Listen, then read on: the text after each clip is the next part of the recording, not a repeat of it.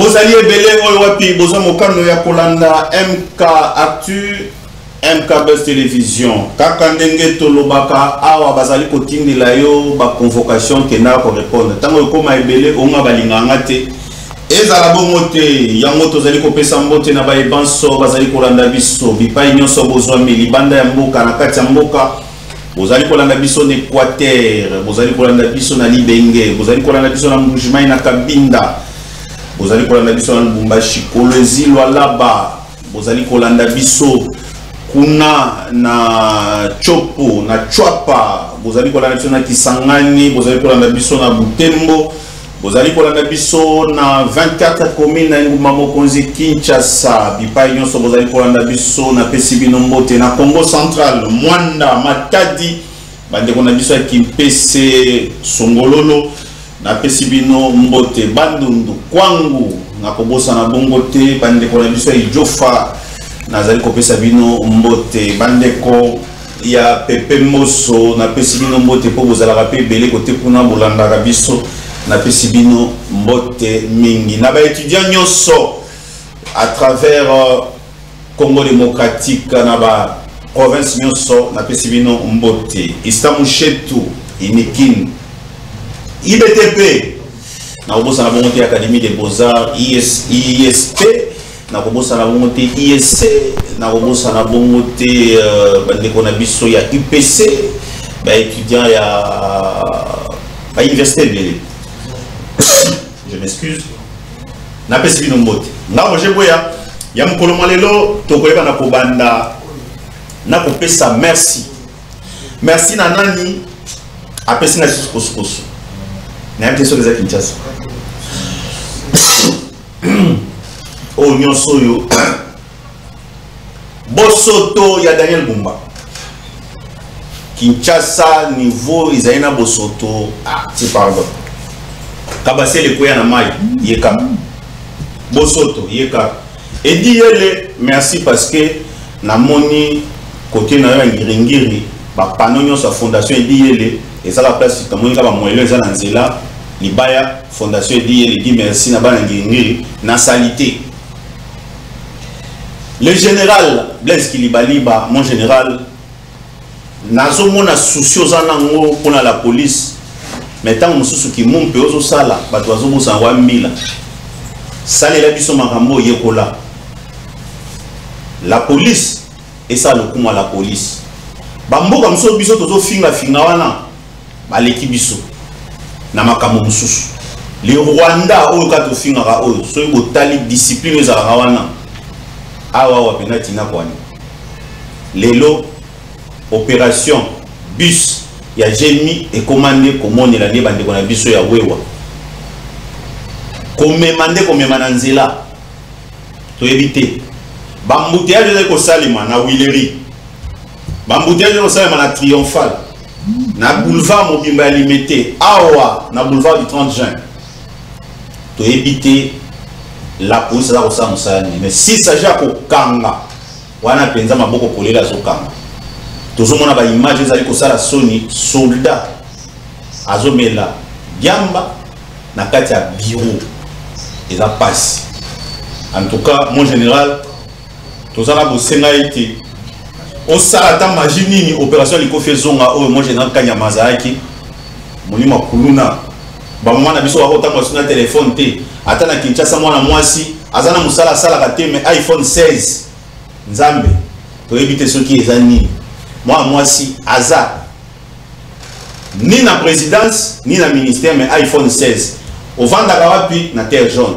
so na ebate cop nini yo sali pone ko mwana mais ba cheke o peto tena nzela ba botoli ba kote so matanga mutu kana eti ko bula buta ko to zo na biso na lobi na ngai bana basi nyonso te po basi ya Christ bazali na boyi mokete baya bana kosilikela ngai wana to limite yango tete basusu na kobanda nazali koloba ete matondo mingi na gouverneur de la ville na ba député musala boza kosala biso ya kotambola kaka na ba caméra ko la exception de boza kotamba na Kinshasa mais oyo bana Kinshasa ba ko mwana en terme ya transport merci na bino boya lisusu Royal sous pour le biso qui to ingaki to sala ba bloquer biso to mona ki ba théâtre les gars qui awa entre les gouverneurs Mobilana assemblée provinciale ezaka oyote to lingi to faire ce spectacle en a après bande koyo ba kozo ila kaka chef de l'état mais Kinshasa ta koza ko bemba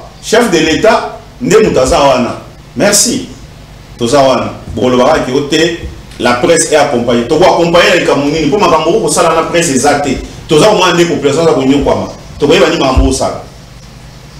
Félicitations à Mampinga la biso FRDC biso bapanzisango o nyonso za patriote aza simana bino mon général Chiwewe ba généraux tout toza simana bino Mampinga nyonso banda na mbolombolo tili kolo bozana fombo ko bundele kolo tozo mona ba vidéo o ba soda bazali ko boya FRDC ko boya koloba ete mboka na biso ko kendete tilelo toyoki place mon côté atako bitumbe ezali ete ekei te moka kosona bino tozana bino tokotia bino poids mabondeli na biso pe communication na biso ekozala toujours positive pona olakisa ete bozali solo Mampinga ya ekolo na biso émission na biso ebandi ezali ko chauffer et ko chauffer kaka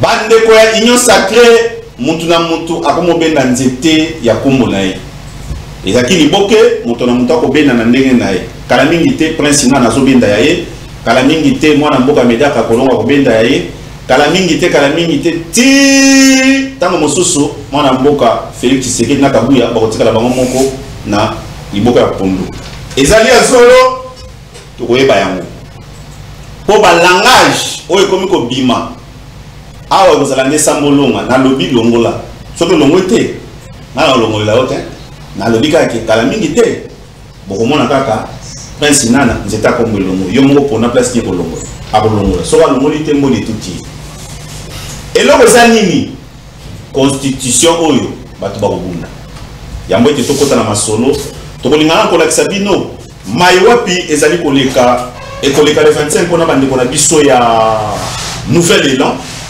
soki ndeko wangai ye tozalaka na elongo yango ete natonda bango nyonso botondi wana le réalisateur pe oyo aza na supervision fia ngila ye moto azali wana merci pour la supervision merci bongo na ndeko wangai nani Gédéon elima pe na bobosa na bongo te ndeko wangai Jourdain Mandaki je crois Mandasi voilà ah ndeko nanga Ben Malangote Blaise voilà moko o azalaka bota la polémique ye il faut tout na nani soka tuni ne esalemi mokete na pesi mbote bande ko na biso ya nouvel élan ndenge bomoni wana bazali bongo na conférence de presse na sepas et kozala bongo le 25 bozali komona ba image ni bazali ko lakisa wana et kozala bongo le 25 wana ezali maloba o tozui officiellement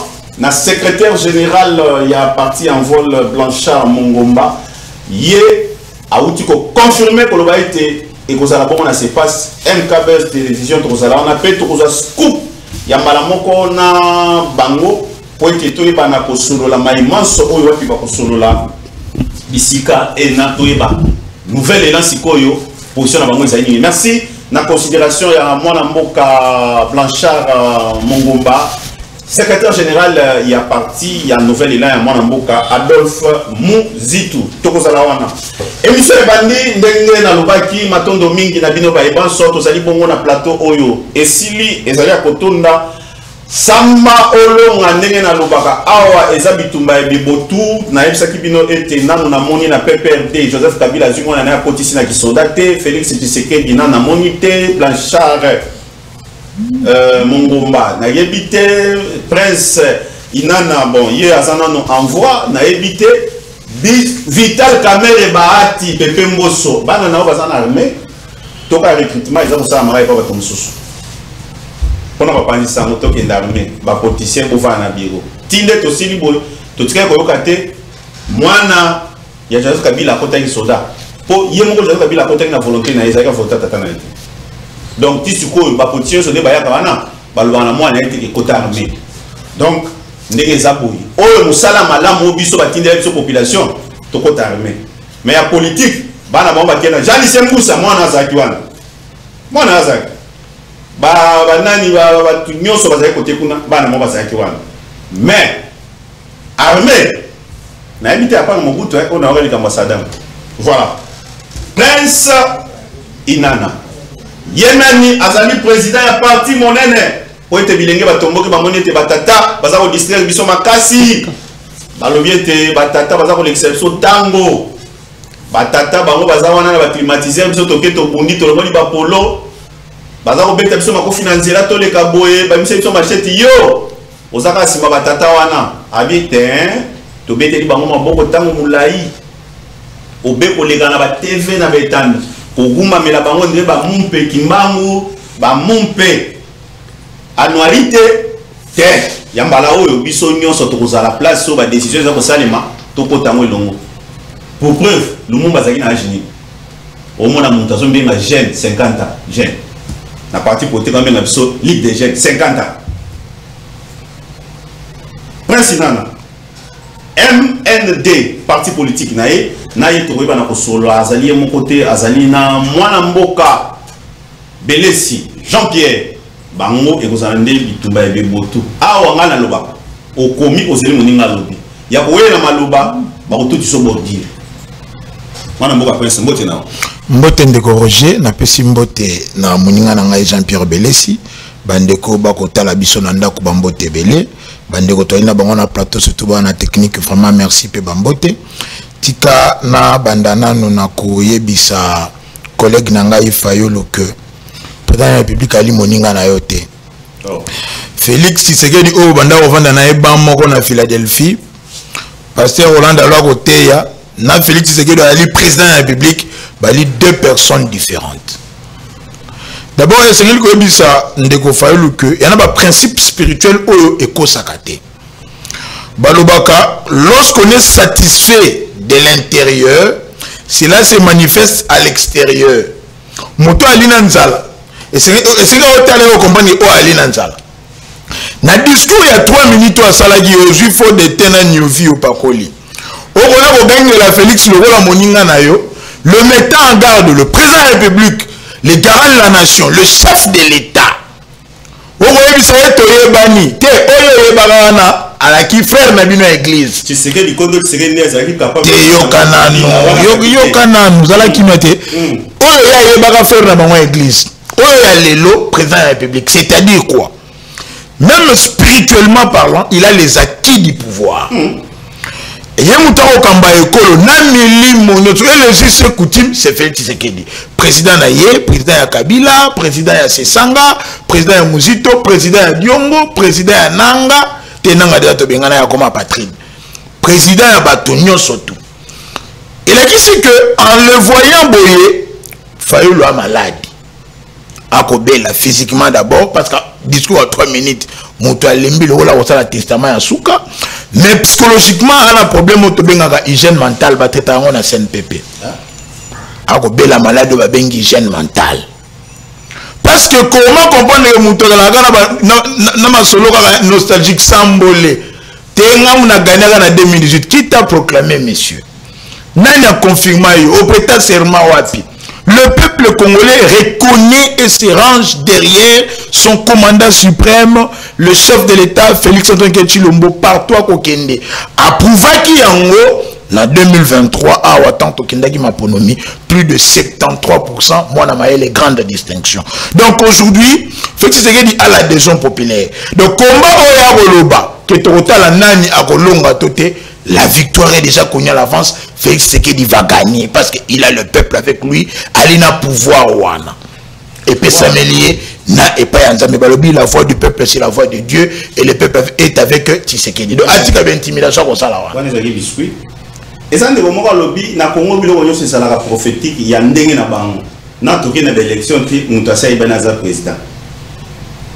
Na to ça eloko bote mutasa ibana ke simbate.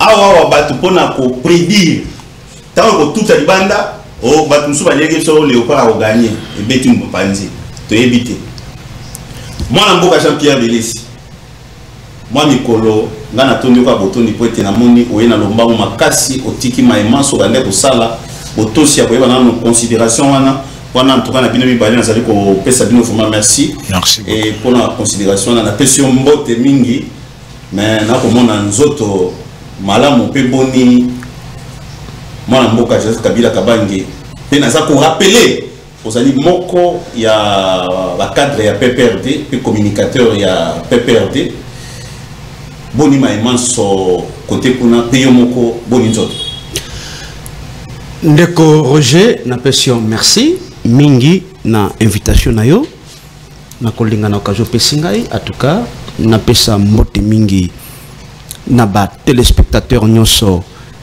ya cette grande émission mais aussi ko pesa mbote na ko débattre na ngai ou ko partager na ye émission lelo mais na ko silisate ça ko pesa très respectueusement le président national de mon parti son excellence Joseph Kabila Kabange oyo atikali l'espoir de tout un peuple lelo oyo atikali liso ya ba congolais ezali mingi pai na ye parce que ce qui est vrai et évident c'est que lelo Joseph Kabila azali réclamé à corps et à cri par le peuple congolais d'une manière générale parce que moni lelo congolais azali sous peuple ya kokosate. Nous avons un peuple qui est suffisamment mature politiquement, qui sait distinguer qui est qui sait juger la capacité des uns et des autres. Tout le monde a qui la gestion Yandeko Joseph Kabila pendant 18 ans, et je n'ai pas la prétention de dire ici que c'était une gestion complètement rose, je n'ai pas cette prétention-là, mais seulement vous n'allez pas la comparer avec la gestion Yandeko Tshisekedi. C'est les jours et la nuit. Parce que moi je suis un grand lecteur, ce qu'Otangi, un grand philosophe, Adam Smith, dans sa conception bilatère de la théorie de l'économie politique, ce savant, ce philosophe, conçoit un homme politique comme celui qui, par sa gestion, il procure la paix sociale. Il procure la tranquillité sociale. Et il ajoute en disant que pour savoir la capacité de gestion d'un pouvoir, le panier de l'aménageur, le lokende sur le marché, vous allez remarquer que tous les prix des denrées alimentaires ont sensiblement augmenté. Donc, de ce point de vue-là, M. Tshisekedi a échoué lamentablement et sur toute la ligne. Je vais dire à mon frère, il est jeune. Vous savez, parmi les valeurs en politique, il y a ce qu'on appelle l'élégance. Il faut être élégant, mon cher ami. Vous vous adressez à un président d'un parti politique, il faut être élégant. Oui, il n'est pas votre ami. De par l'âge d'abord, il n'est pas votre ami. Soyez élégant dans tes propos, mon cher ami. Voyez-vous, lorsque vous dites pas tantôt que non, mais c'est ce qu'il dit, il a été élu, tout ça. Mais c'est ce qu'il n'a pas été élu par le peuple. Je réaffirme ici pour dire que M. Tshisekedi n'a pas été élu par le peuple congolais. Lorsque tu en as parlé, on dit que les champs libres à Koluba. On ne jouait pas les jeux de l'union sacrée. Voilà. Mais je réitère mes propos en disant que M. Tshisekedi n'avait pas été élu par le peuple. Les chiffres que vous voyez là-bas, ils allaient des chiffres qui ont été fabriqués par M. Kadima. Et je dis à M. Kadima qu'un jour, il répondra devant la justice. Et surtout, où avez-vous déjà vu machine à voter voter au lieu et à la place du peuple. Et pourtant la démocratie, c'est le pouvoir du peuple. Donc, démocratie n'a beaucoup et Koufa. Ndeko Kinana doit être courtois dans ses propos. Courtois. Alors, je peux vous dire tout simplement que non, je voudrais ici tout ça là un débat élégant parce qu'il y a des milliers de téléspectateurs qui nous suivent. Alors, dans ma propos, nous avons tous un peu rationnel, pour que tout ça là un débat intelligent au lieu d'aller dans les petits raccourcis, hein, entre les autres et tout ça. Non, non, c'est pas un débat politique, mon cher ami. Donc moi je pense qu'une fois de plus, M. Tshisekedi ne peut pas, parce que nous allons y revenir, nous intimider. Parce que tu as vu toujours, qu'on a Roger, que au moins ce que vous physionomie de Tshisekedi, c'est un dictateur en miniature. On dit tous ceux qui sont aujourd'hui au pouvoir.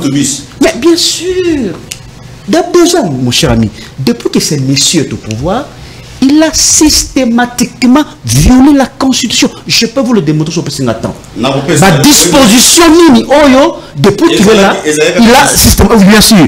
Alors, monsieur Kinana doit être élégant dans ce débat, et surtout que nous sommes en train de réfléchir sur des questions qui touchent notamment le fonctionnement de la République. Voilà, au lieu d'aller dans les petits raccourcis. Voilà, il y a le collègue, on est parti parti politique, ce sont des collègues, tant qu'on a la décision pour le moment. Quand on dit Joseph Kabila Kokota, n'est pas au Kota, quand on dit Martin Fayou Kokota, n'est pas au Kota, tant qu'on bien ça va pas tant qu'on s'est collé. Ah d'accord, merci. Donc, dans Azawana, Aza, Abengi va mon collègue, n'est pas député, oui, ça n'a été que non. Âge à moi, comment il s'appelle Sengoussa. Âge moi, on a Vital Kamel. Non, non, on parle pas, non, s'il vous plaît. Il faut bien me comprendre, non. Il faut bien me comprendre. Non, monsieur, ne me faites pas dire ce que je n'ai pas dit. Ne me faites pas dire. Oui, alors, j'ai dit tantôt ceci que non. Le problème, c'est l'élégance dans les propos. Voilà. C'est pas question que vous allez. Et puis, parti politique, et Azala, combien d'adhérents? Combien de militants? Est-ce que son parti allait représenter sur le sol du territoire national? Non, c'est un faux débat. Il doit être élégant et courtois de ses propos. Il n'a pas le niveau de M. Martin Fayou. C'est vrai que non, je ne suis pas le porte-parole de M. Martin Fayou, mais il n'a pas encore atteint le niveau politique, n'est-ce pas? Bien sûr,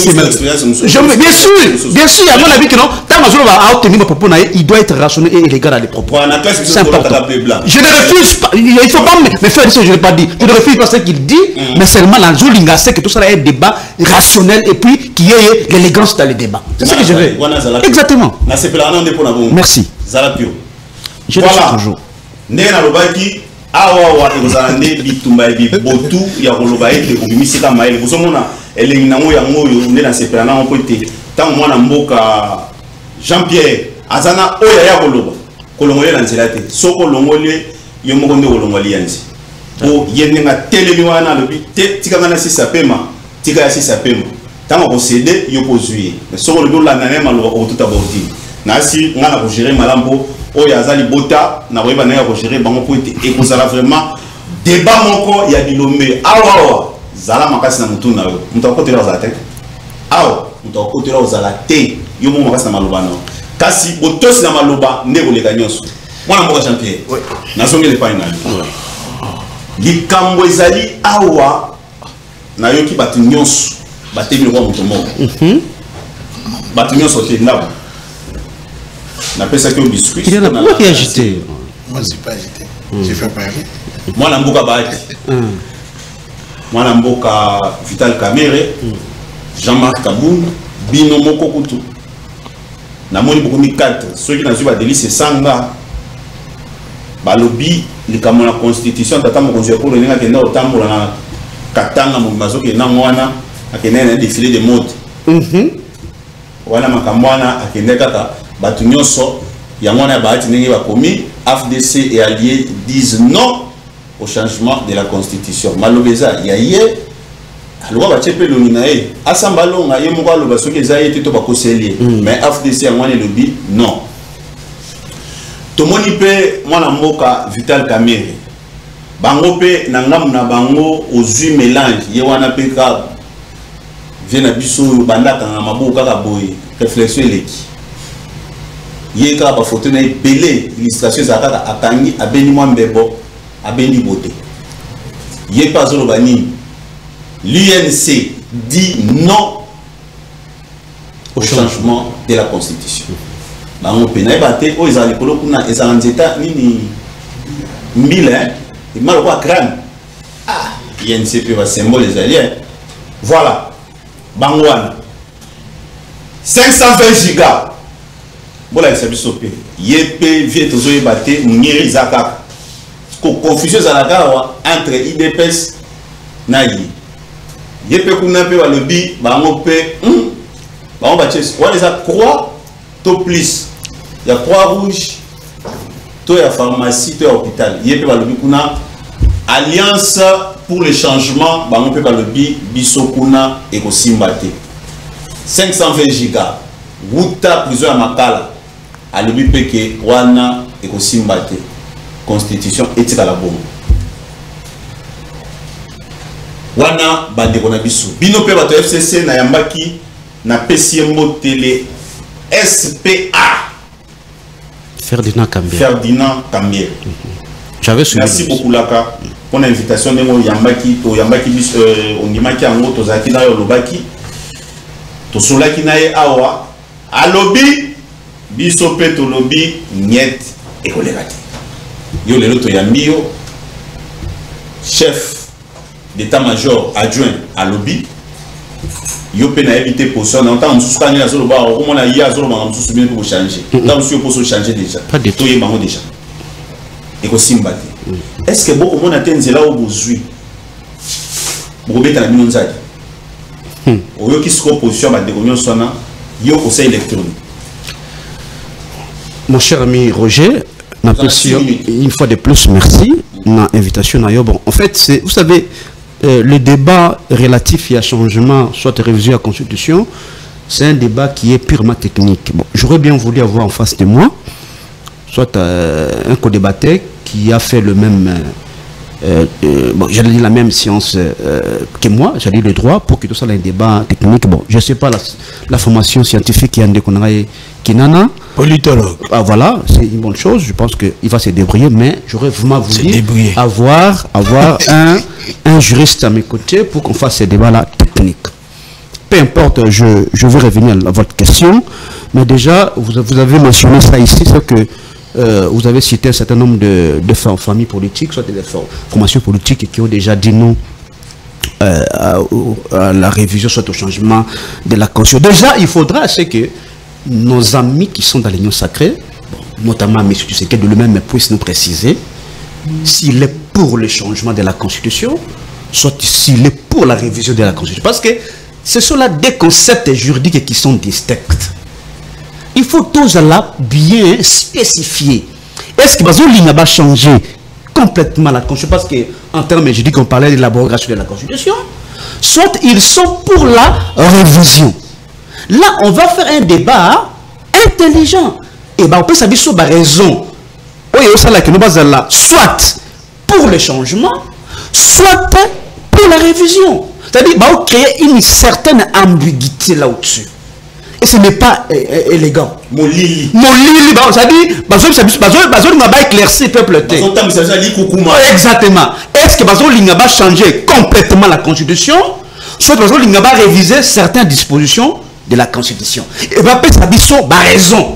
Il y aura les motivations, il y a changement, soit il y a révision. Tout à fait. Il y a pété. Révision. Et ça pour le baïté. Na fungoli mobekoli kunzi na tali moi ba disposition et ay mala monté ngoli to bakisa o kasi o etanga mi bongo changement nyoso oza mobekoli kotia moi pembeni kolongola exactement botie mobeko mutusu di kunzi ya sika on doit la ndel problème ezala nous na niveau wana il faut déjà tous la précis na dikambo wana c'est ça la grande différence qu'il y a na makambo nyoso wana ça dit pour na étaler révision on konzi est clair là aussi et le but que constitution bah oui qu'on touche tout ça parce que la Bible était il faut s'adapter à la réalité du pays tout ça parce qu'il y a des dispositions qui sont ouvertes dans la constitution et qui peuvent faire l'objet d'une révision constitutionnelle. Là il n'y a pas le débat papa. Mais il faut qu'il y ait des questions très importantes. Soit il faudra se battre sur la raison. La disposition ni dans la Constitution, ils allaient que non, changer soit ils allaient empêcher bango, la musala normalement yango na la Constitution sur le bien fondé, le bien fondé d'un projet, il y a révision d'une Constitution. Après ça c'est quoi les mobiles, hein? Qu'est-ce qui leur pousse? Il y a qu'à changer, bah qu'on change. Je pense qu'il va nous les donner parce que nous sommes sacrés. ça sur la disposition nini pour na bango et ça la quoi qu'on a katia constitution. Bon, ce qui doit le changement, bah c'est pour la nini bazar linga va changer complètement la constitution. Là tout ça le débat mon intelligent. Mais dès qu'on a vous allez remarquer une chose, c'est que vous savez les deux discours de Tshisekedi Zali, non, il n'a pas été. Ezali a vu Nangai. Nabi Ezali a vu Nangai. Parce que tout le monde qui est dans l'élection de 2023, ils ont dit que l'élection est reflétée que la volonté à Congolais. Moi, je n'ai pas d'accord avec la si. Ezali a vu Nangai. Nabi Ezali a vu Nangai. Pour Nangai de Tshisekedi n'avait pas été élu par le peuple. Ezali un coup d'état institutionnel a mis na mokonzi na makasi to ebi yango na ba mengu na biso que non amitié na mokonzi na makasi to ebi yango que non il n'avait pas été élu par le peuple. Donc ces deux discours ne konanga na madai koloba yango wa ezali ba discours moko de en français distraction ezali accompagné par la distraction et discours provocateur asa kolinga a provoqué Congolais mais aussi et comprenez la distraction parce que Kolinga a détourné l'attention à Congolais dans ma question majeure. Dans le problème majeur, ils ont consommé le peuple congolais. Problème est maï. Problème est banzela. Problème dès qu'on a gagné la biloka bongote. Problème est banzela. Problème est anzala. Problème est insécurité criante on est sur toute l'étendue du pays. Problème est pauvreté. Problème est je pense qu'il y a il y a des écoles égalité, des hôpitaux égalité. Nous sommes réunis. Aza Kolinga a détourné l'attention des Congolais. Parce que le long de tous les plateaux de télévision, il y a comme caca, changement de constitution, soit révision de la constitution. C'est-à-dire, une théorie à distraction. Moi j'ai appris ça. Nous savons, oui, c'est une théorie, il y a distraction. Bien sûr. Natangiango. Ouais, au Salana, ça dit à ça qu'on a détourné l'attention à Congolais. Exactement. Mais je suis, vous avez en face d'un grand juriste. Mais aussi, j'ai fait ma formation connexe dans le côté de la détail. Ça dit, il y a des théories à distraction. Et ndeko Tshisekedi na Kisangani il faut te rappeler Balimboka alors dit discours nini constitutionnel ali constitutionnel matuna ba paya tout ça constitution ba belligérant tout ça constitution ali ko zo ba réalité mboka na biso en compte tout ça il a dit et nous avons démontré le contraire tobite kika ko sa Balimboka ndeko Tshisekedi. Cette constitution, c'est une constitution qui avait été faite par les Congolais. À Kisangani, moi je suis de la Chop. À Simissim, à Kisangani. Bah rédacteur, il y a cette constitution, bah président. Bah commis. Bah commis. Bah koufi na noté bazali na bon moi. Ils peuvent témoigner bazali. Oh, bon, je ne sais pas, professeur. Ah bon, Abi et le Wana, Basa qui a un mot, on dit que le kuta. Yo,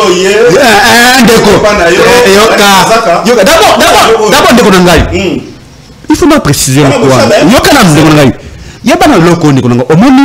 Le monde est allé subdiviser dans des grandes sphères juridiques. Des grandes sphères juridiques. Des grandes sphères juridiques. Il y a la famille romano-germanique, où nous les Congolais, et ça fait faire partie, c'est-à-dire l'État toujours appliqué à peu près les mêmes droits. C'est-à-dire le monde, et il y a la famille anglo-saxonne. Et nous faisons partie de cette famille-là. C'est-à-dire tout ça à peu près le même droit avec la France, avec la Belgique, avec l'Allemagne. C'est-à-dire nous faisons partie de cette grande famille romano-germanique. Et c'est une précision de taille. Mais vous n'allez pas faire une constitution sans tenir compte des réalités du monde. Nous sommes d'abord tous des citoyens du monde. Roger. Nous sommes des citoyens du monde. Nous sommes un Cameroun concret. Bon, c'est une question technique. Il n'y a pas de problème. Il n'y a pas de problème. Il n'y a pas de problème. Je vais y revenir. Il n'y a pas de problème. On a encore le temps. Dans cette notion, il y a droit de l'homme. Une notion de droit de l'homme qui a été une notion relative à la déclaration universelle des droits de l'homme. il y a 1889. Cette notion-là a été reprise dans la charte des Nations Unies, dans la charte de l'Union africaine. Sur le coton, il y a une constitution. D'abord, ça, la constitution, la charte tenue compte la notion de droit de l'homme. Ça, c'est un cas concret.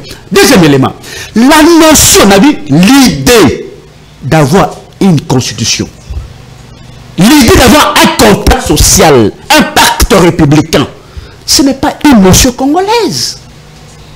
Il y a des grands philosophes, des savants qui ont réfléchi, notamment Thomas Hobbes, notamment Jacques Rousseau, qui ont mis en place cette notion-là. C'est-à-dire, l'idée que vous avez tous à faire, mauvais qu'on dit qu'on dit. Et ça va le monde, tout à fait. Thomas Hobbes, Jacques Rousseau, pour que ça va découvrir que non. Jamais c'est une notion de constitution qui est cette constitution ne reprend pas en compte nos réalités. Merci. Quelles sont ces réalités qui ne sont pas reprises dans la constitution? Merci. Donc pour évoquer d'abord ce qui est relatif ce qui est relatif à la révision et na kokota na discours de Koutchekebi en ce qui concerne l'article 217 après, mais déjà les décors est planté pour Nabiso, il y a l'inopportunité de changer, soit qu'il y a modifier la constitution parce que la disposition bien sûr, parce que ce qui est vrai et évident aujourd'hui, la révision de la constitution, elle n'est pas opportune. Awalelo okotanga maman Maria obolemba omongo mosi déjà makale kale alemi déjà ozumi botu na yo awa mutakokotela moninga zalité on ne peut pas nous intimider aux yeux logo na yo et fandisio makale kale on a déjà pris sa souke liko fait ta zone non na lingaki tango koloba na loba tina vanda na tatanga ngape na banda loba avanda pa tala acha makelele déjà lobby moni batu na mokili bakufaka te bazalaka mibale ntango azalaki maloba bandi koloba bona na raisonne ve na biso ya kala na yeke te nse fe bolowa fe bolowa banda atya makelele ebele za calme élégance osengi na obeto tranquille d'abord de 1 aya bandi okosa batu ono Kabila na Félix okomprendre bango te wana olobi ya solo c'est le jour et la nuit Kabila batikala kovote pa bakongolais te preuve ezali que la démocratie autobengaka l'adhésion populaire, c'est-à-dire légitimité peuple ndime loko ya sali. L'élection en 2006 qui chasse Kabamaka en deux tout fait la égo Tanzanie et yango on a eu la République interne de Kinshasa ko banda 24 token de garde central Kabila ko konyatate.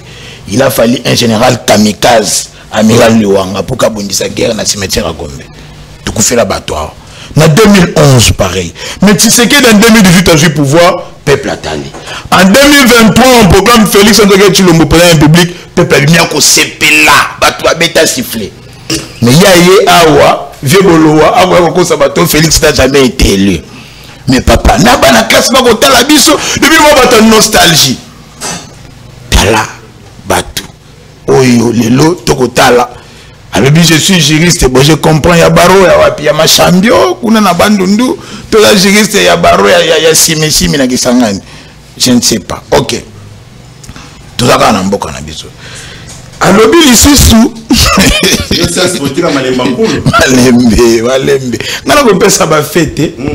Alobi oh Félix Kabila sali na 18 ans, Félix na 6 ans sali en moté. Ozana raison. Ce que Félix a fait en 6 ans, Kabila tikala kosala ya moté. D'abord de 1. La calme. La liberté d'expression. N'est aussi ces missions barotambola tranquille. Azongité pas là-bas. Maïka Zakuna. Malem zala kimia papa.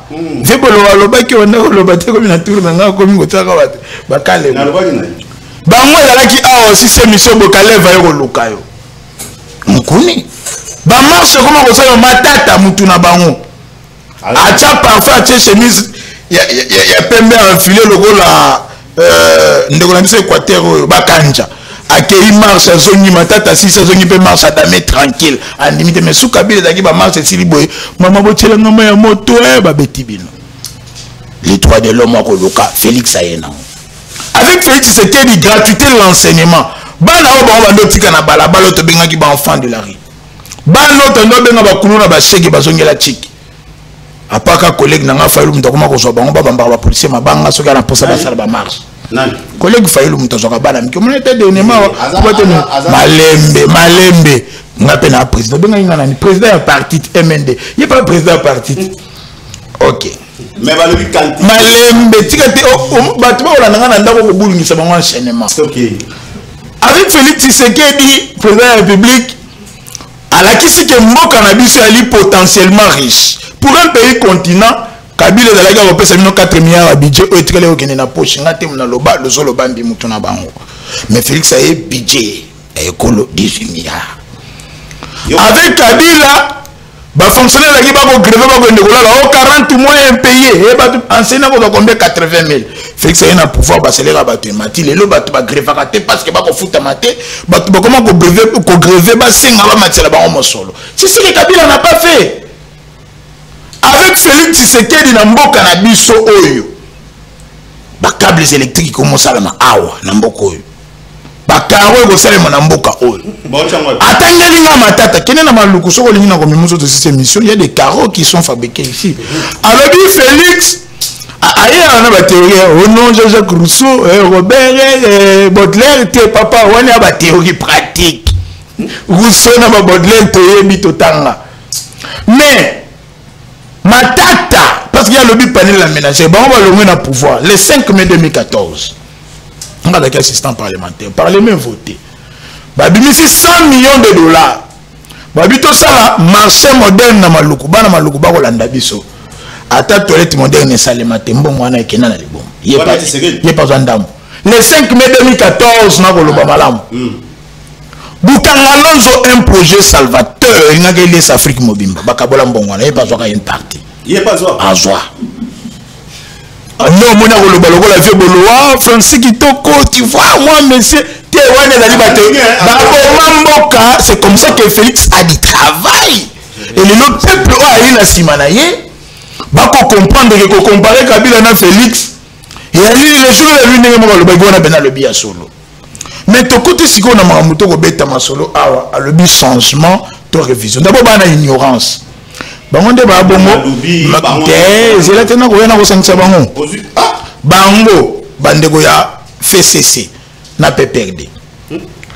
bakosa Kabila po bashina ngaika mwala ote yo foso nga peuple ko luka bo peuple ni yo kutala ngene election Kabila faso ata mwana mgezo tengele ko Kabila amono demo bato bakunda na maluku milimo na bango epe magana kimia te opération likof bo kotara bato na banda ko bo maga bana bato le kulu na obino bo boma lelo Félix Alexis ke mutoza nyamate bakoma ba bâtisseur il vous a donné la leçon bakosa Kabila le foso nga peuple ko luka yo mais Kabila kozonga ndenge nini lolengo ekosala Kabila zonga bako boya biso parce qu'on a toutes les positions. Je lui ai donné la position de l'Union sacrée, position en président public Félix Tshisekedi, position il y a président Mbosso Kodiampouanga, l'allié sincère et fidèle du chef de l'État, position il y a prince Kinana, il y a lui changement, il y a constitution.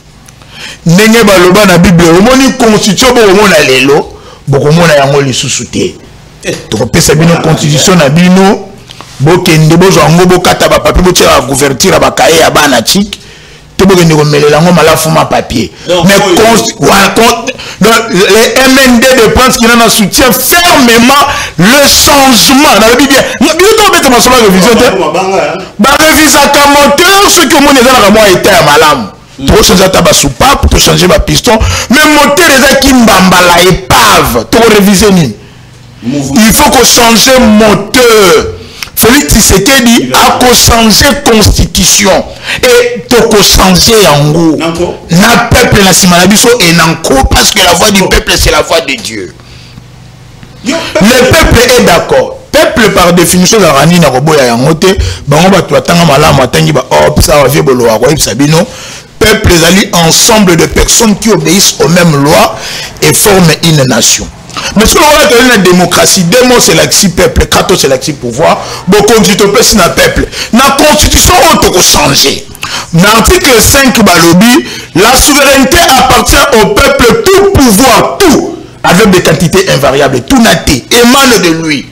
Beaucoup de peuple wana siko ba par rapport à la majorité. Aujourd'hui, La démocratie totale a obtenu la légitimité, l'adhésion populaire. Peuple a dit quoi adhérer dans le bateau. Ceux qui Kabila a eu le pouvoir, Vebolo retourne à être en Maloba, Vebolo attend Kabila a eu le pouvoir, Amegala la Félix Assange qui Kisangani a lobby que tu vas changer la constitution, mais qui ça oh, attaque cravate Vebolo à la terre, il y a la tangote, même dans le motion Magambo Indi Namboka. Il y a ce que le peuple a été. Mais Félix dit à Kisangani, peuple avant d'inde balbara latin quita cette consentir oui de tout on avait bolo mtaebi na français la kisi qui ne dit mot consent avant dit iyo bakei Lubumbashi yekuta obeta masolo makambo asali nenga lakaki peuple alobi ebongo makambo constitution peuple a ko rappeler abi kobosa na constitution te pas makambo fosala te kobosa na constitution te ko simba te non le peuple a dit que lingi changement ba babeti maboko papa on a pas image te ba tu babeti maboko na sangani yayo non ici à Lubumbashi na ko na Lubumbashi fait Lubumbashi yayo papa to o ya Jean Pierre Boula yo monaki te ba tenir ba yambaki na ki push to lingi to changer yango mais il a peuple ils ont fait Boloati, ils ont Kabila, ils ont collègue Nana Fayoulou, ils ont li Kabounde,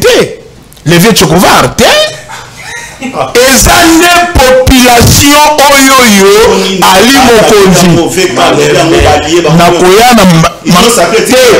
des photos ça en la Bible, que Kabola Bité, Nakoya, Namamba, Ino Saketsima, Tika na Serge Nano, Ngambo Bafé Boloa. Donc, ne venez pas tromper Batou Awa que peuple Alina Félix T que le peuple ne veut pas ça. Constitution au malem métier. Jean-Pierre, s'il vous plaît. Nazo gérer bino. Arobé la machacha za kabolo le mai. Komi tungi santé la mamba timing. Nazo gérer bino temps malam. Mais moi je regarde. T'es komi tungi santé. OK. Voilà. OK. Vibolo a tout pour changer constitution pour la ligne. Vibolo constitution to changer parce que type de régime Namboga Nabiso, ils ont parmi des régimes faibles en politique. Tu as un régime semi-présidentiel. Régime semi-présidentiel, un gouvernement de la Ranini, la tardivité dans la prise de décision. On a un, tu parles à un politologue Veboloazana tranquille. De deux, la tardivité dans la mise en place des institutions. Dans l'article 74 de la Constitution, tu as changé. Constitution, tu as changé ici là-bas. On va travailler dans le le président public entre en fonction 10 jours après avoir prêté serment. Mais pour Abanda Moussala, et c'est qu'il s'est référé à l'article 91. Il y a constitution tout changer. Le gouvernement définit en concertation avec le président de la République. Alors il fallait dans moto basala na edo mais bako bimisele ba dissolution na mutu po de to kangi ko ya piège to la tsabonde to longolango. Et qu'on change jamais papa. Vieux Boloa. Le gouvernement définit en concertation avec le président de la République la politique de la nation et en assume la responsabilité. Le gouvernement conduit la politique de la nation. Ce gouvernement n'a pas de quota. Il faut qu'il y ait un article 78, les caprices constitutionnels. Vous savez, l'élection, assemblée, si c'est un bureau définitif, pour la République, il faut que la banane bali majoritaire, selon le contexte géopolitique, on n'a aucun parti politique. Et tu aux majoritaires dans le Parlement, il faut battre la coalition, on met un informateur, on perd plus de 10 mois. Na début ya mandat pour que Moussala et banda même collègue nanga c'est sanga loba yango pendant les élections boko bossa na c'est sanga lobi ngaso ngo mitata mon ko yo bosso na ko banda nango ko changer constitution collègue nanga c'est ça collègue nanga fallu en 2005 a ebisa batu ensemble na le fait 5 de l'unité et tiens c'est qui dit que constitution oyo bo voter non mais lelo oyo ba komi ko ebisa batu ke te constitution to changer en côté mais qu'est-ce qui a changé dans cette constitution pour pouvoir to changer en côté voilà. En question de la mise en place de l'institution, la décision tardivement, 30 secondes. Peuple ceux qui quittent Nanzela, tout, à Bossen, Premier ministre, Félix Tshisekedi. C'est le régime présidentiel. Mais constitution, il y a à défendre.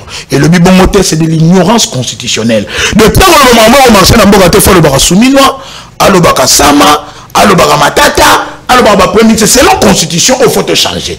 Soit le Félix, ça c'est le régime présidentiel. Alors le collaborateur régime présidentiel, bisoto lingi to changer constitution, prenez est-ce que on a un régime présidentiel. De deux.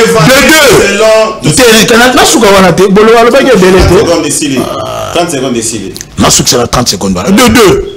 Les timings na ndenge mboka ya leli. Vu que nous avons un pays à reconstruire, à rebâtir, à réformer, 5 ans et moké. Pour la biso, na peuple ensemble de Yokani que le mandat du président de la République doit être de 7 ans, renouvelable. Une fois.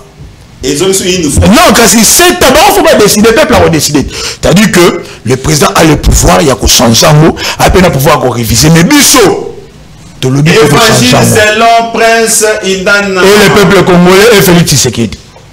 Évangile selon Yeti Naminitoni Nayoki, la constitution doit être changée, les mandats du président de la République pour Nabango, pour Naye sera de 7 ans renouvelable. Renouvelable. Une fois, mais renouvelable. Sassou bis, Rwanda bis, Côte d'Ivoire bis, Gabon bis, Congo Tolani Lokolo. Il suffit que le bonheur du peuple. Les saluts du peuple et la loi suprême. Jean-Pierre. Oyoki makambo ndeko alobi. Menga na ninga koma na likambo ya ba professeur rebelle ba leki pona kotalisa pokoso oyo wapi ezali na kati ya mobeko likonzi na biso. Batalisi awa na landi conférence de presse moko mwana mboka Boshabu oyo wapi azaki pe na parti na bino professeur ya mobeko likonzi atangisaka yango alobi ete ezaki eloko Olivier Kamitatu yaka yo masana ngai Jean-Pierre Bemba ye basangani bavandi bakesa nsite comme sikoyo bon toza bibonga basali sikoyo ensemble oyo baeli wana bazaki voter te basangisaki bango kaka sangisa wenge tumao esali makambwana ndele lopo na ye amoni leki malamu ete baibanso o bazana mayele topesa na mayele po ete tobimisa eloko na biso balakisi miso bake musika balobi ete tozali na mobeko likunzi oyo wapi basilaki kotia na lulabu tokoki koya tomeki wana yo pe ndenge ndeko nanga prince pardon Jean-Pierre ozali wana mayele ezali kokoya pe kasi ne place aux askoyo motuna na ngai tata mokonzi ko lobi ete akotia commission oyo Jean-Pierre Belesa kozala coordonnateur po ete bango basana opposition bakende batala komona ete mbeko likunzi place nini bango bakomona ete ezali mabe ezali malamu banongola batia oyo ekozala soki Kabila kolinga kozonga azongi pe azali mwana mboka soki Mobutu bazalaki akozonga pe soki Muze bazalaki akozonga pe po ete tomoni États-Unis bakendaki bakozonga po ni awate yango na nzembo koyemba akozonga Kabila akozonga soki constitution oyo bandeko oyo baza ko inviter bango na opposition ya opposition baza ko inviter pa mwana mboka Félix Tshisekedi ete bakota pe na kati ya commission wana na 2025 bapesa makanisi yoko lobani ndeko Roger la position une fois de plus merci la parole Omoni je ne fais pas ce genre de débat je pense que mon ami Prince normalement il peut être utile dans cette société en faisant le théâtre. À cause de la utile dans la société congolaise, que ça la comédie, ça lui va très bien. À politique. Parce que ce qu'il fait, il fait du théâtre. Nous ne sommes pas venus faire du théâtre, mon cher ami. Nous sommes venus parler aux Républiques. Et je ne suis pas disposé à ce genre de débat. Il y a un qualificatif, ceci, cela, ce n'est pas de ma nature. Je suis très désolé et ça sera la première, la dernière fois dans l'émission. Parce que je constate que tu n'es pas élégant dans tes propos, mais aussi tu ne respectes pas les invités. Voyez-vous? Alors, non, mais avec lui, ça sera la dernière fois dans cette émission. Mais oui, bien sûr, Nabi, yo un problème. Exactement, mais yo un problème. Mais à un moment donné, il faudrait recadrer, na énormité, et pour laisser passer ça. Je suis désolé, mon cher ami. Nous sommes, s'il vous plaît. Je ne suis pas venu faire le théâtre. S'il vous plaît, s'il vous plaît. S'il vous plaît, oui. Tout à fait. Oui. Tout à à fait, mais il y en a dit que non, permettez si ça s'agit à 20 minutes, on peut ça. Tout à fait. Tout à fait. Ce qui est un élo au Sénéto Bonissa, ils ont la libota. Au Roco et Maïté, n'a mis sur votre colobaï. Na boyote. Non, non, la boyote. Il faut que cela est à la claire. Na lobby, plus jamais. Na rosa na yé pas yo. Jamais na mis sur votre. Na jamais parce que c'est un gars qui ne respecte personne. Et ce genre de débat, je ne le fais pas. Non, moi je suis venu réfléchir à la République. Non, qualificatif, non, je ne suis pas là-bas. Il y a pas la copie de Makanisi et que le peuple a retenu quelque chose de Mabotozoloba. Tu as été pour le non, c'est là, non, non, c'est un débat trop bas et c'est la bassesse. Je vous dis, c'est de la bassesse, c'est des énormités pour Nanaï. Moi, supporter à moitié. Je reviens sur votre question. D'ailleurs, nous, les connaissons là où il est venu, c'est très bien. C'est un petit garçon de Yamboso, nous le savons. Depuis que Mbosso a fait ça, Moutouka, moi, Nini, et tu m'as payé non, tu dois être élégant, mon cher ami, et tu dois savoir. Permettez-moi, monsieur. Permettez-moi. Il faudra aux Alanamois, culture, qu'on respecte Banira. Tu viens à peine de commencer la politique. À peine. Tu n'as pas d'expérience politique, monsieur. Vous allez monter. Alors, tu dois être élégant. Alors, je reviens sur la question que vous posez, mon cher ami. Vous savez, à moi, les gens veulent fuir la quintessence du débat. La quintessence du débat. Voilà. Ça dit quoi? Ndeko Tshisekedi, na Kisanga, na bande ko rappeler Angwawa, à lobby, qui est constitutionnellement qui n'a pas étranger. Pour l'action que c'était pas à Bouki Lokuta. Tant comme le Lumbashi, pour avoir la sympathie à peuple. À lobby, non. À lobby, non.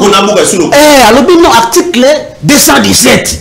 Yangonde, ils ont occasionné ce qui est ça, une partie, il y a beaucoup d'habitants, il y a pas. Pour la nuit, tant qu'on a il a raison. Et pourtant, ce sont des faussetés.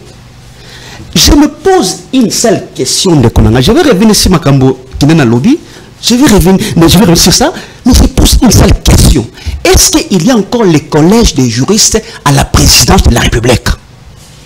N'a-t-il encore les collèges des juristes? Parce que je ne peux pas imaginer qu'on puisse faire dire à M. Tshisekedi, qu'on puisse le faire interpréter et c'est d'une manière erronée la Constitution, mon cher ami. Ça fait la honte de la République. Parce que j'estime ici que M. Tshisekedi, président de la République, entre guillemets, peut avoir en effet le minimum de compréhension. Bien sûr. Il peut avoir le minimum de compréhension. Il y a des dispositions constitutionnelles. Jean-Pierre, entre guillemets. Mais parce que nous ne le reconnaissons pas comme président de la République. Non, non, non, non. Nous sommes FPPRD, FCC, nous ne les reconnaissons pas comme président de la République. En 2018, nous ne les reconnaissons pas. Donc, c'est incompréhensif.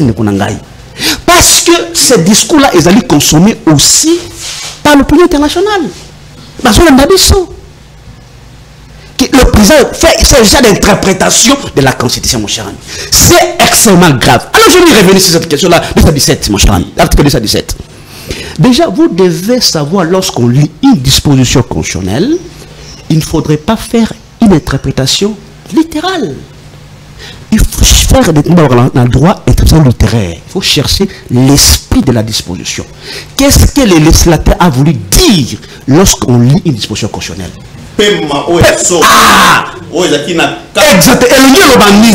Déjà, cette disposition est allée qu'on s'est retrouvée dans plusieurs constitutions africaines. Pourquoi? Parce que c'est là qu'il a la volonté de nous perdre l'indépendance. Qui voudrait bien avoir l'Afrique unie. Et c'est la moko. Il me dit idée États-Unis d'Afrique. États-Unis d'Afrique. On a imaginé de mettre en place ce genre de dispositions. Et qu'est-ce que c'est la souveraineté? Il faut partir par là. Souveraineté Zali Nini. Parce que tu ne peux pas dire on va se donner une partie de souveraineté sans même savoir ce que c'est la souveraineté. Souveraineté, c'est la capacité qu'a un État de avoir des décisions dans son propre pays sans ingérence extérieure. Sans le dictat extérieur. Nous sommes allés souverains. Qui sont allés un État congolais, tout ça, c'est qui sont souverain. Tout quoi subir une injonction. Il y a des Nations Unies, on parle de l'égalité souveraine des États. C'est-à-dire, tous les États se valent. Tous les États sont égaux. Il n'y a pas un État. Équivaloir. C'est vrai, non? Alors, pas quoi tu veux m'apprendre le français, monsieur? Alors, tous les États sont égaux. C'est ça la notion de souveraineté. Alors, lorsque nous disons par exemple que nous allons confier une partie à notre souveraineté pour la construction de l'Union africaine, cela veut dire quoi? Cela veut dire tout simplement que Bisso Congo Tundimi pour faire partie de cette organisation qui est supranationale, parce que par rapport, il y a hiérarchie de normes, les droits internationaux, soit les droits communautaires, et il y a une certaine prédominance sur les droits nationaux.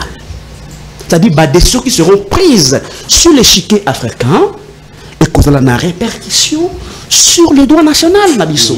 C'est ça la notion, mon cher ami. C'est ça le contenu de la disposition du 117. Alors, mais c'est ce qu'elle dit. C'est simple. Non, c'est ça. Je vous donne un exemple concret. Je vois le lot Union européenne. Je vois l'Union européenne. Non, moi je ne fâche pas. Non, je suis désolé à ma propos tenir. Permettez-moi s'il vous plaît. Je vois l'exemple, il y a l'Union européenne. Ces États-là ont accepté, il y a cause là ensemble. Créer même espace Schengen. Exactement. Et les décisions qui seront prises dans le niveau de Bruxelles, qui est la capitale de l'Union européenne, et vous avez une répercussion sur chaque État qui compose l'Union. Il y a un combat, il y a Marine Le Pen. Parce que pour il faut pas complètement souverain. C'est-à-dire la phrase de la souveraine. C'est ça la souveraineté, mon cher ami. Alors, M. Tshisekedi ne sachant pas interpréter la Constitution, je suis désolé de le dire, il dit non, on veut aujourd'hui céder, il partit à territoire étranger, Rwandais, parce qu'il sait qu'il y a une phobie contre les Rwandais. S'il dit ça, il dit peuple mais M. Tshisekedi ne doit pas prendre le peuple congolais comme un peuple dit, pour ça, attends, mais c'est extrêmement grave, mon cher ami. Donc, c'est-à-dire que non, attention, les gens ne vont pas comprendre. C'est extrêmement trop bas. Je reviens sur les questions qu'il a soulevées. Il y a un régime qu'on sort, mon cher ami. Ce monsieur, il ne doit pas s'hasarder de lire, soit d'interpréter la Constitution comme il est fait là. C'est extrêmement grave. Alors, ça canango. Parce qu'en fait, déjà, Azar n'arrive même pas le contexte. Il y a mis en place ces régimes politiques en cannabis. Il ne se met pas. Parce que nous avons tiré des leçons. Il y a des régimes politiques qui nous condamnent dans ce pays.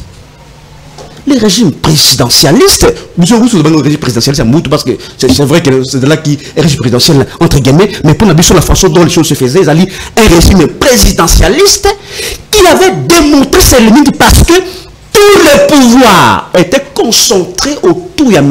Mobutu. Il y a un moment tombé dans la dictature.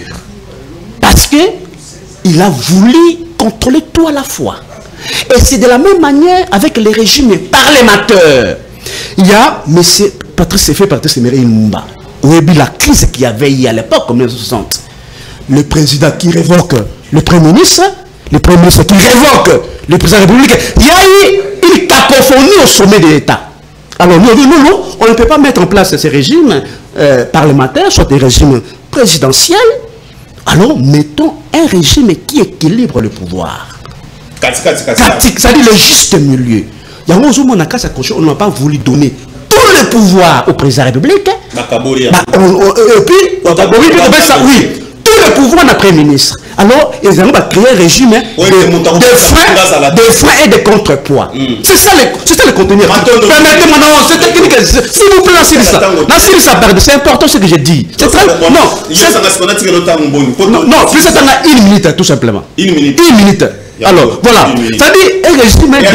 Oui, déjà, vous avez alors, c'est-à-dire, un résumé d'équilibre et de contrepoids. Des freins et des contrepoids. Il y a un moment que ce qui va ça la même référence, parce que la référence c'est la présidence publique, c'est parce que lui, il a été élu par le peuple directement, c'est vrai, direct.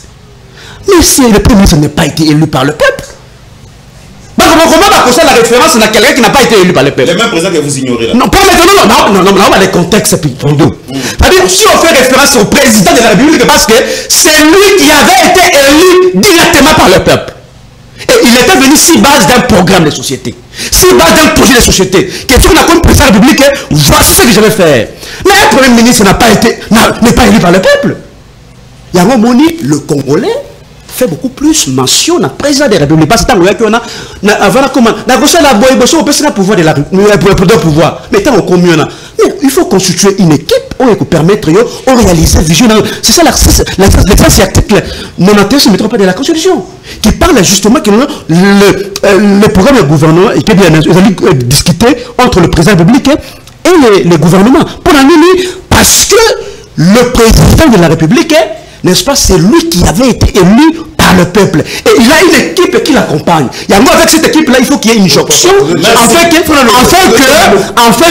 vision est réalisée. Lorsqu'il parle de député, par le Parlement, dans le contexte actuel, il ne peut pas évoquer ça.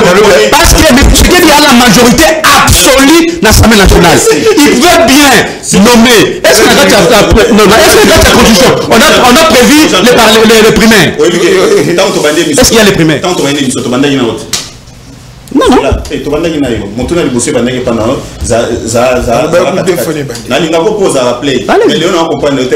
il n'y a pas de problème. Allez-y, comme vous voulez. Chrono parti, 1 minute. Yoka. Ndeko. Prince Inana, Tozo Sisa, et Monsieur Nyasuka.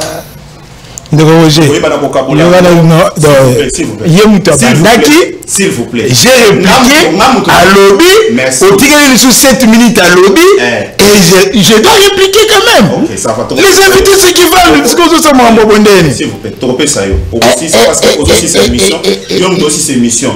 Nazo ticket la 20 secondes, s'il vous plaît. On reçoit 20 secondes pour nous chiter par rapport à faire la Kinshasa parce que coup de chapeau na mona mboka Daniel Boumba Nezo Bonga oye va n'empêcher ça s'il vous plaît. Bomba. OK.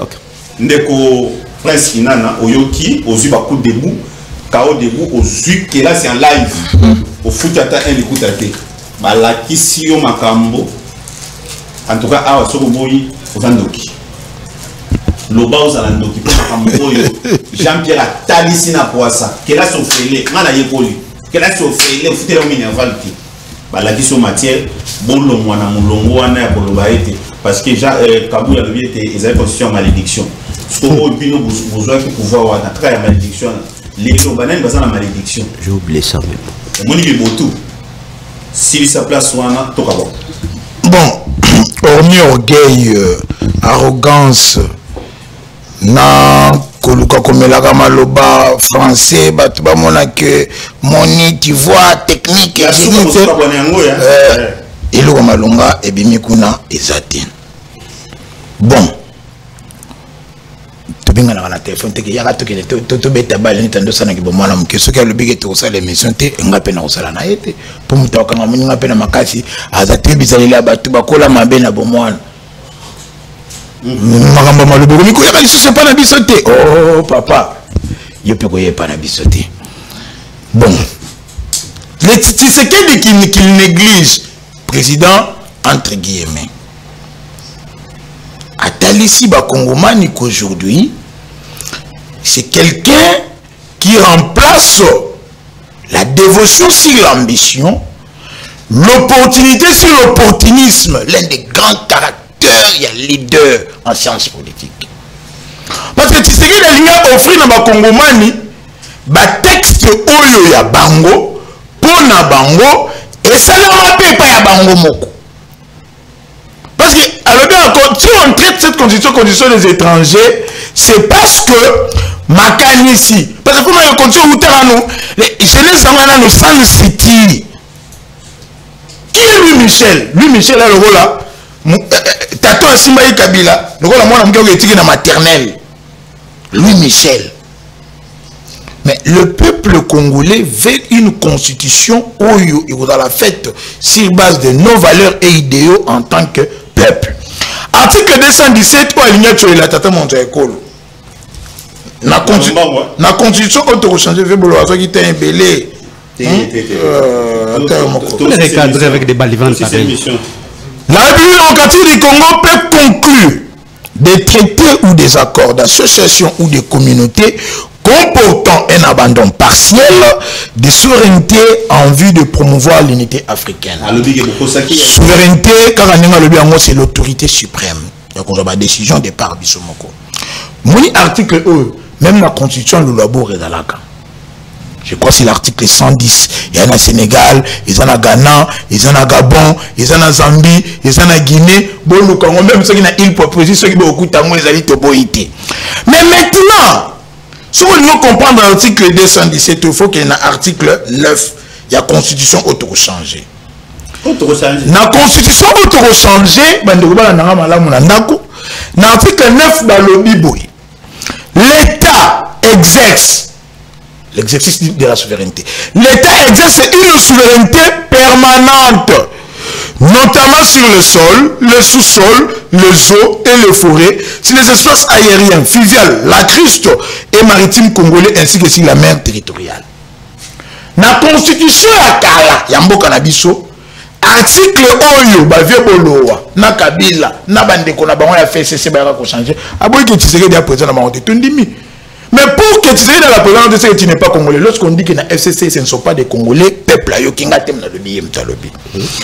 Avant Bango Baya, article 1 la condition de Zalara, le sol et le sous-sol appartient à l'État, la loi Bakajika.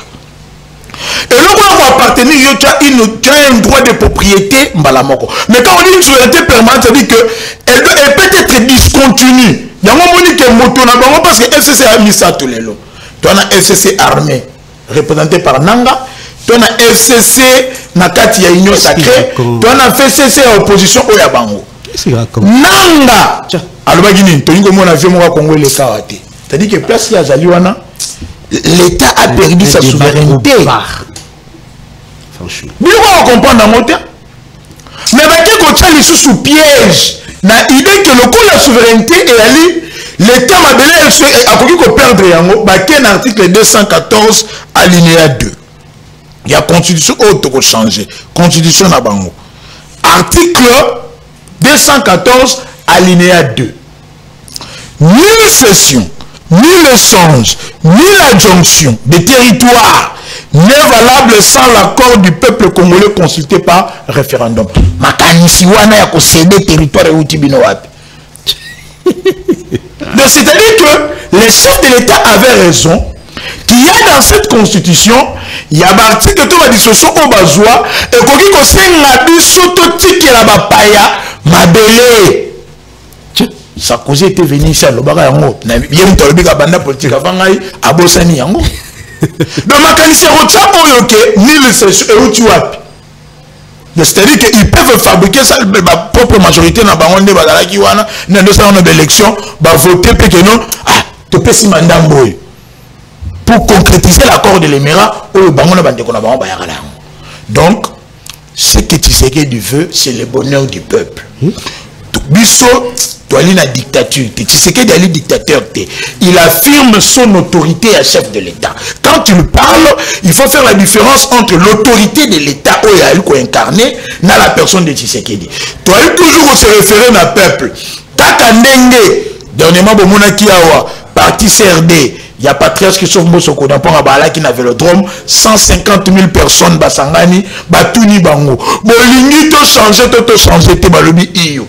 Kaka Ndenge Augustin Kabouya Mwanabouté, asalaka na ba matinée politique na limité, Batou Bayoki, peuple avandi Kinya, balobité, c'est-à-dire que le peuple consent. Lorsque le peuple andimé de l'autre côté, a manifesté à travers révolte. Merci. Baloba. balobate bafinga bana ba théorie, vous voyez la constitution comparée romano-germanique, voyez l'esprit l'état peuple alingi biloko wana te, le peuple veut une vraie constitution. Pona bumba na bisaki ba kinois botka occuper bumba.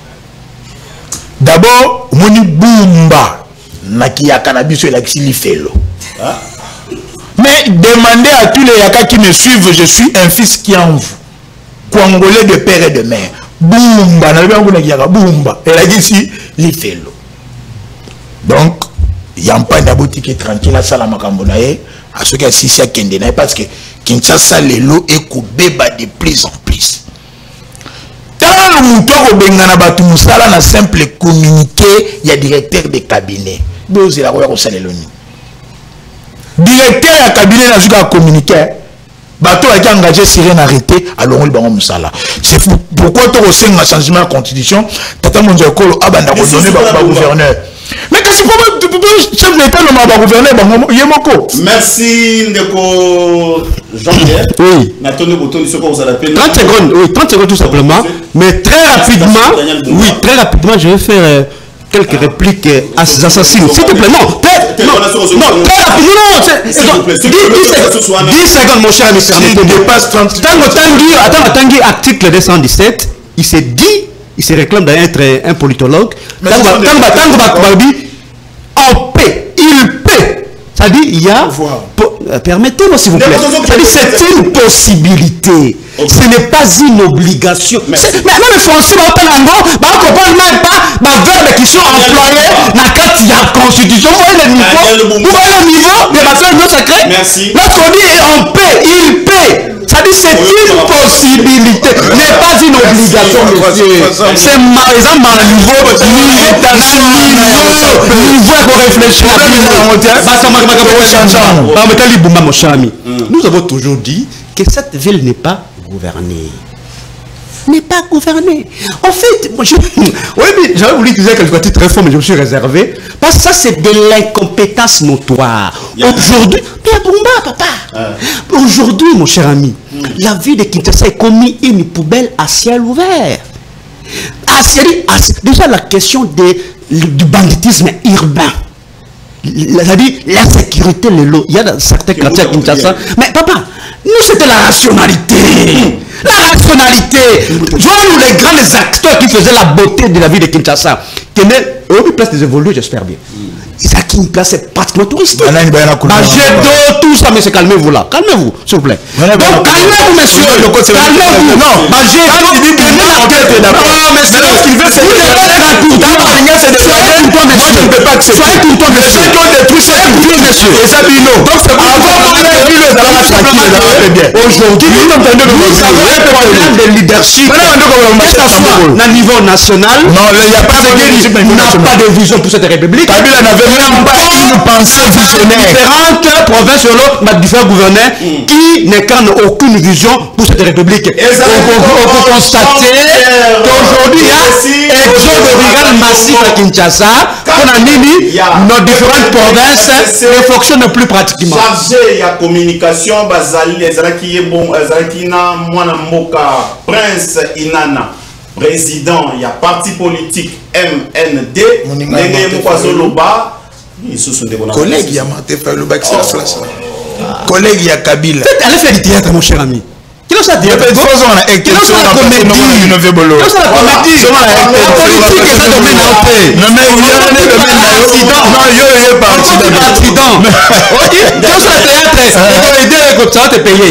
La politique. Je vous dis très franchement. Merci mon frère Roger. Ndeko Prince Maton Dominique. Kitoko. Bo pese maya. Et ça là qui bango babale.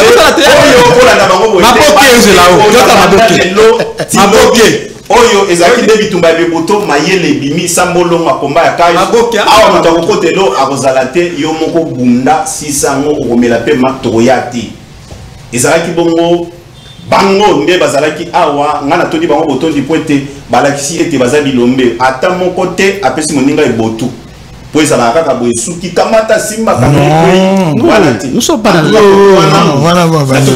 Merci Roger. Na banzi okolongelo wana mbala sima beaucoup de sous non tout est soutien impossible. Non non muto sa théâtre marambo ya ribo mwana muto la biso te ngelo pas la biso on sera comédie théâtre na bo mwana te on est ici sur la biso te mon frère quand ça va